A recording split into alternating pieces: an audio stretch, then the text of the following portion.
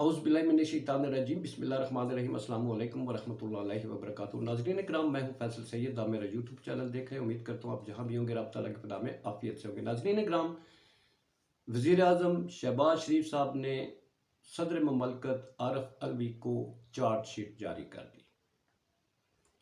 इसी पे बात करते हैं। बड़ा इम्पॉर्टेंट, बड़ा ही इस वक्त जो है मुल्क को मज़ीद बुरहानों में धकेलने के लिए सूरत हाल बन चुकी है। इससे पहले तहरीक इंसाफ के जलसे पे बात करूँगा, इस पे अलग विलाग पे डिटेल गुफ्तगू होगी। मगर अवाम ने जिस तरह खान की कॉल पर लब्बैक कहा, इसकी मिसाल नहीं मिलती।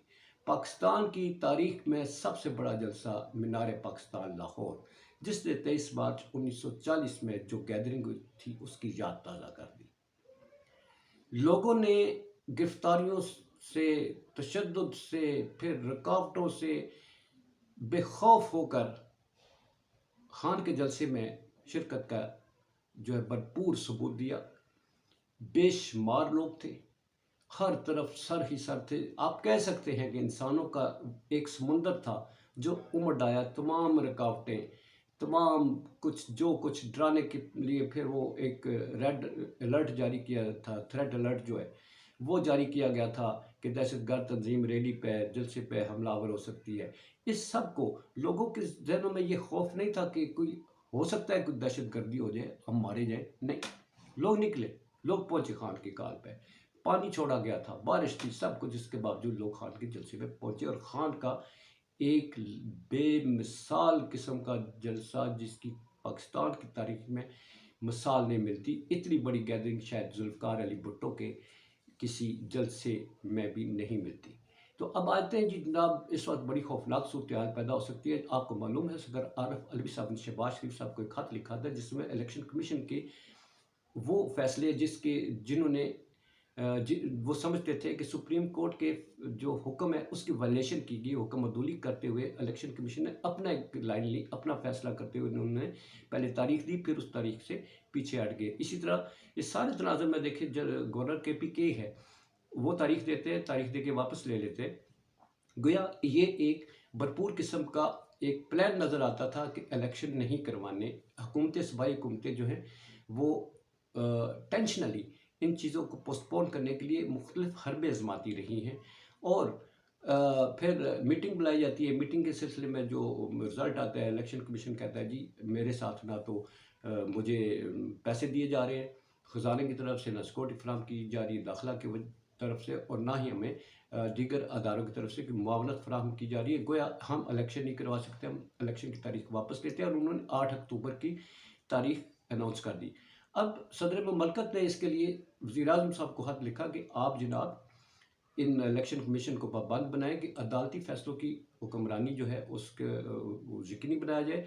फिर ये कि जो इस वक्त मुल्क में इंसानी हकूक़ की खिलाफ वर्जियाँ हो रही हैं, उस पर जनाब आप इन अदारों को हिदायत जारी करें। फिर सियासी कारकुन जो हैं, फिर सियासी लीडर जो है, उनकी पकड़ दकड़ जो है, ये सिलसिला बंद होना चाहिए। वज़रा जो है वो इस मुल्क में जो अनारकी फैला रहे, इस तशद्दुद करवा कर, अदारों को इस्तेमाल करवा के इनसे बाज रखें। गोया एक शहबाज शरीफ साहब की हुकूमत को चार्जशीट थी। अब वापस शहबाज शरीफ साहब ने अपना ख़त जो लिखा है, वो आप ये कह सकते हैं कि शहबाज शरीफ साहब ने सदर ममलकत को चार्जशीट इशू कर दी है। पहले तो उन्होंने कहा कि जनाब आपका ख़त मिला, मैं जवाब देने लिए इसलिए मजबूर हुआ हूँ कि आपका ये जो ख़त है, आपके जो मंदरजात है, इससे ये लगता है कि ये एक PTI की, आप सदर ममलकत का ख़त नहीं, PTI की प्रेस रिलीज़ है। फिर उन्होंने कहा कि जनाब आप इस मनसब पर बैठे हुए आप PTI के खिलाड़ी की रोल प्ले कर रहे हैं, आपके मनसब को ये क्या ज़ेब देता है। फिर आगे वो कहते हैं कि आप बड़े इंसानी हकूक़ की खिलाफ वर्जियों की बात करते हैं। आपको मालूम है कि PTI के दौर में आपका वज़ीर आज़म था, उस वक्त क्या इंसानी हकूक़ की पामाली नहीं हुई थी? क्या उस वक्त हमारे सियासी लीडरों को, कारकुनों को गिरफ्तार नहीं किया गया था? हमारी पार्टी की खातून अरकान जो हैं उन्हें भी जेलों में डाला गया था। फिर ये बात करते हैं, आप कहते हैं जनाब हम इंसानी हकूक़ की खिलाफ वर्जी कर रहे हैं, सियासी लोगों पे टॉर्चर कर रहे हैं। आप इस बात को भूल जाते हैं कि हम ये क्यों कर रहे हैं? आप हमें मजबूर कर रहे हैं। आप ये नहीं कहते कि आपके कारकुन जो है पुलिस पर हमलावर होते हैं। आप ये भूल जाते हैं कि आपके जो जत्थे हैं, जी सियासी लीडर जो तारीख पर जाता है, ये जो हुकूमती अदारे बिल्डिंग्स हैं उन पर हमलावर होते हैं, उन पर पुरतशद्दुद कार्रवाइयाँ करते हैं। आप कैसे कह सकते हैं कि हम जो है इंसानी हकूक़ की खिलाफ वर्जियाँ कर रहे हैं? आपने ये ज़िक्र क्यों नहीं किया कि आपके जो ये लोग हैं, ये इंसानी हकूक़ की ना सिर्फ खिलाफ वर्जियाँ करते हैं, बल्कि ये हमलावर हो रहे हैं। तो गोया उन्होंने ये भी कह दिया कि आपने जिस हुक्म दे रहे हैं, जिस का बार बार जिक्र करें, आपका ये हुक्म जो है वो हाई कोर्ट पहले ही मुस्तरद कर चुकी है। गोया उनका मतलब था, शहबाज शरीफ साहब ने गोया वज़ीर आज़म को जो हमारे वज़ीर आज़म पाकिस्तान शहबाज शरीफ हैं, गोया उन्होंने सदर ममलकत को कह दिया तू होंदा कौन है यार सानू पूछण वाला, वो तेरी हैसियत की है, औकात विच रहो।